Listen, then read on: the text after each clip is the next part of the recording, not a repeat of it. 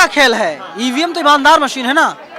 EVM ईमानदार machine होती तो आज ये नतीजे ना होते, मैं समझता हूँ। हाँ, क्या नतीजे होते? नतीजे इसके उलट होते और विपक्ष की सरकार बनती, कांग्रेस पार्टी की मैं समझता हूँ सरकार। 3 राज्यों में जो लहर थी, वहाँ की जनता परेशान है, हैरान है, 3 राज्यों में सरकार बन जाती। नरेंद्र मोदी जी को समझना पड़ेगा, डेमोक्रेसी और हिपोक्रेसी में फर्क होता है। इस देश में हिपोक्रेसी नहीं चलेगी। बोलता है हिंदू हिंदू, अरे भाई रामलला का मूर्ति मुसलमानों से बनवा लिया। यदि कांग्रेस पार्टी बनवाती सोचो क्या करता। सबसे अधिक मुसलमानों की लड़कियों से इसकी मुसलमानों को दामाद बनाने वाला ये पार्टी है। सिकंदर बख्श से शुरू करो और इधर देखो कहां तक बनाया। ये बोलते कुछ है, करते कुछ है। जो जो हिंदू गाली देते थे सब इसके पार्टी में ज्वाइन कर लिया। क्यों नहीं कास्ट सेंसस कराते बिहार का जैसा? क्यों नहीं कराते कास्ट सेंसस भाई? होगा होगा, धैर्य रखिए। कब होगा? ये बोलते हैं, आज बोले परसों तरसों क्या बोल दिया इनका जो बॉस है आरएसएस, बोलता है भाई कास्ट सेंसस नहीं होगा। राज्यसभा और लोकसभा मिला करके कुल 146 सांसदों को सस्पेंड कर दिया गया है और ये सभी लोग अपोजिशन के सांसद हैं। अपोजिशन लगातार कह रहा है कि लोकतंत्र खतरे में आ गया है। आपको क्या लग रहा है सर, लोकतंत्र खतरे में है? बिल्कुल खतरे में।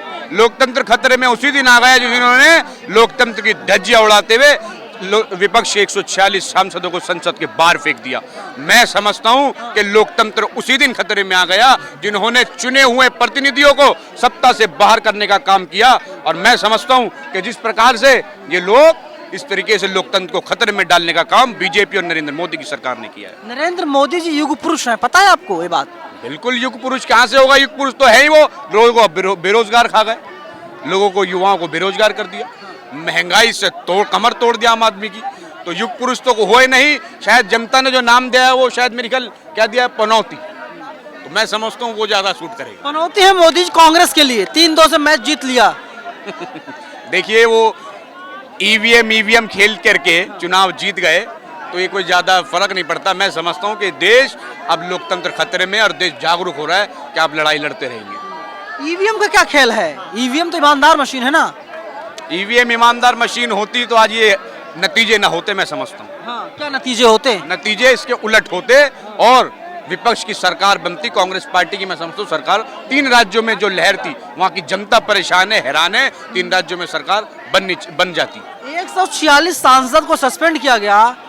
ये लोग शांत क्यों नहीं रहते हैं? चुप रहिए, मौज कीजिए। ये म्यूटेड बनाना चाहते हैं।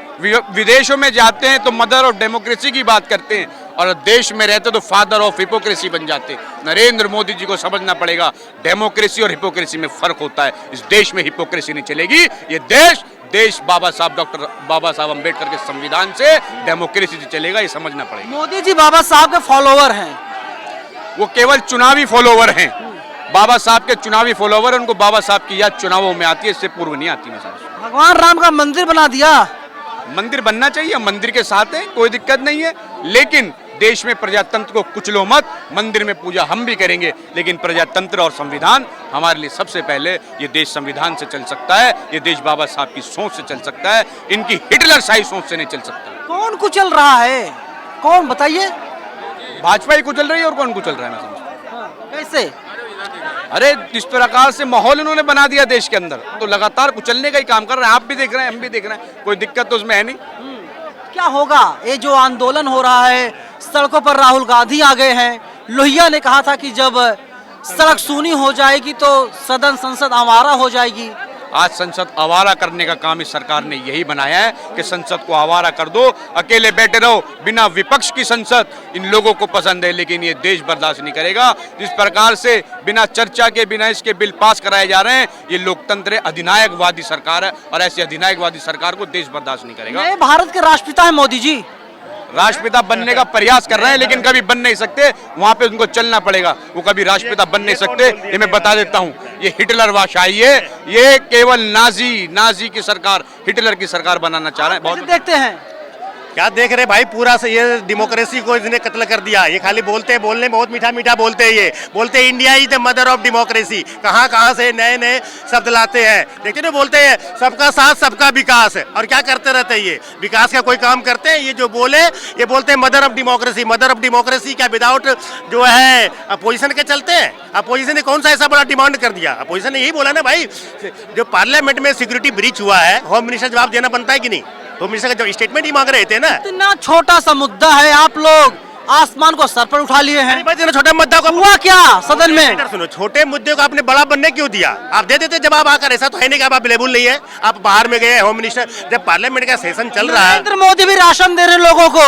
अरे राशन की बात, अभी सिक्योरिटी राशन दे रहे हैं तो भाई राशन को अपने घर से देते हैं, टैक्स पेयर का पैसा से लेकर इधर, इसलिए वो दे रहे हैं, राशन दे रहे हैं। उसको गरीब रखना है, उसको स्कूल कितने खोले, कॉलेज कितना खोले, कितने यूनिवर्सिटी खोले, राशन तो इसलिए दे रहे हैं कि भाई चलो बस जिंदा रहो किसी तरह, और हमें वोट देते रहो धर्म के नाम पर, लोगों को बेवकूफ बनाते रहो।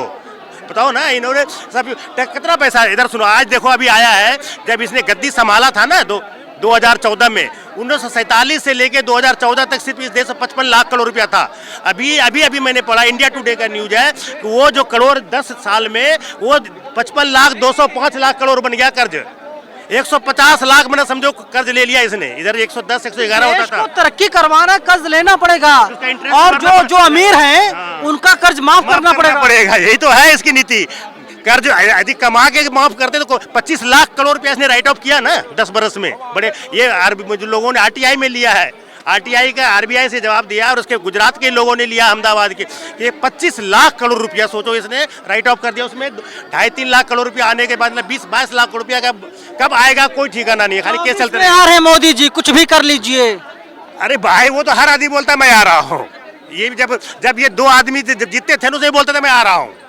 अरे भाई सबका अपना डेमोक्रेसी। 400 पार। अरे तो 400 पार अभी नहीं किया है। दूसरी बात ये है, करेंगे 24 में करेंगे, कल क्या होगा कोई नहीं जानता है। वो इसके पास बड़ा ज्योतिषी है, तो बोलते थे हमें करेंगे, तो बोलता था बहुत सारे चीज बोलता है, हर जगह बोलता है मैं तो ठीक है, कभी जीत जाते हैं कभी हारते, क्या ये नहीं बोलता था कर्नाटका में हम 200 का पार कर जाएंगे, बंगाल में नहीं बोलता था, ठीक है, कहीं जीतता है कहीं हारता है। इनको बोलने में क्या लगता है, ये बोलते थे भाई 22 में 5 ट्रिलियन की इकोनॉमी, 2022 में किसानों की आय दूनी, 2022 में हर घर में पक्का होगा, तो सब हो गए पूरे, ये तो गई, सब कुछ हो गया। हाँ सब कुछ हो गया, वही तो घर मिल गया, घर में नल है, नल में जल है, नल में, घर में पक्का घर होगा, घर के अंदर नल होगा, नल में जल होगा। कहाँ गए भाई ये मोदी जी, कहाँ गए वो मेक इन इंडिया का शेर? हाँ देखो MSME के 40-50% सिस्टम बंद हो गए, इन्होंने कुछ किया खाली इसीलिए तो ये सब बेरोजगारी इतने 45-50 साल में हाईएस्ट है। ये सब चीज़ को फंसाने के लिए धर्म के नाम पर इधर से उधर लोगों को धर्म का, और धर्म भी क्या है, बोलता है हिंदू हिंदू, अरे भाई रामलला का मूर्ति मुसलमानों से बनवा लिया। यदि कांग्रेस पार्टी बनवाती सोचो क्या करता।